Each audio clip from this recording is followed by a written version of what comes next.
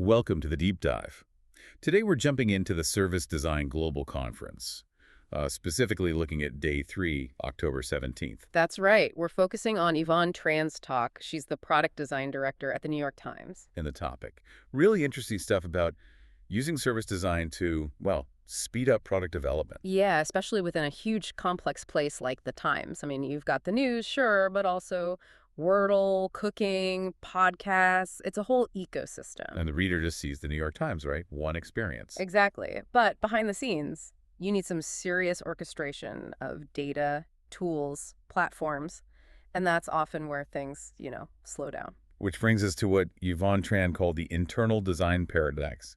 It's fascinating because the users here are internal. Right. They're designing for their own colleagues, the engineers, the editors, product managers, analysts, the people actually making the journalism happen. And Conway's law really bites here, doesn't it?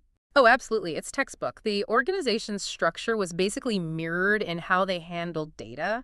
Different teams sort of gathered and stored key user info, like identity, in completely separate silos. So the reader sees one NYT, Yeah. but internally, they're constantly having to piece together who that reader is. Precisely. Massive inefficiency. Just, drag on everything. So the big strategic move was to turn service design inwards. Yeah, realizing it wasn't just for customer-facing stuff. They needed it to build internal systems that were, efficient, effective, and low effort for the product teams. Freeing them up for the important stuff, the differentiated work, as you put it. Exactly, the human problem solving. But then how do you decide where to apply it? You can't do everything at once. Good point. How do they prioritize? They developed this framework looking at two main things: product maturity, is it development, growth, mature, or legacy, and team maturity. Okay, so mapping those two things together tells you Yeah. what exactly, where the risks are. Sort of, yeah. It shows where service design can have the biggest impact on velocity, like a brand new product with an inexperienced team.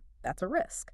A stable legacy product with a low maturity team, also a risk, just different. Ah, I see. So service design bridges those gaps, helps define processes, maybe a shared vision. Exactly. It accelerates things, makes sure you're getting the most out of your best people. Makes sense. Let's talk outcomes.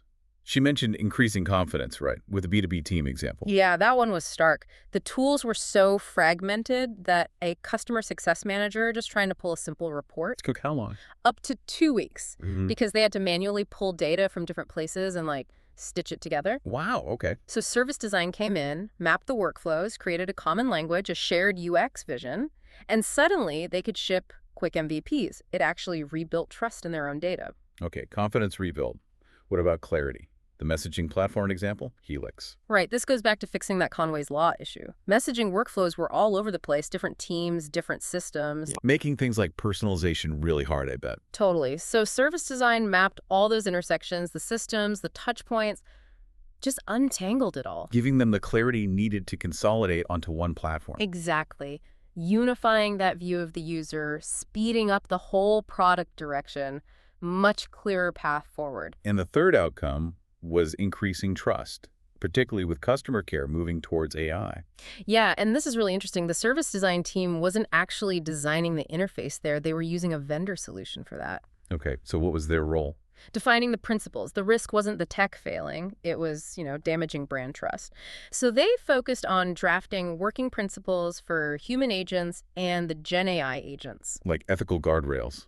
Kind of, yeah. And mapping the customer journey to make sure key things like customer effort score, making it easy for users and retention weren't negatively impacted, protecting the customer experience, basically. So it's less about the UI and more about the human and system interactions around the AI. Precisely. Grounding the transformation in that user journey, aligning across all those complex systems, that's how service design becomes this accelerator. It de-risks things. It really shows that to get the external experience right, you absolutely have to design the internal operations effectively first. Couldn't have said it better myself. Fits the inside to perfect the outside. Thank you for joining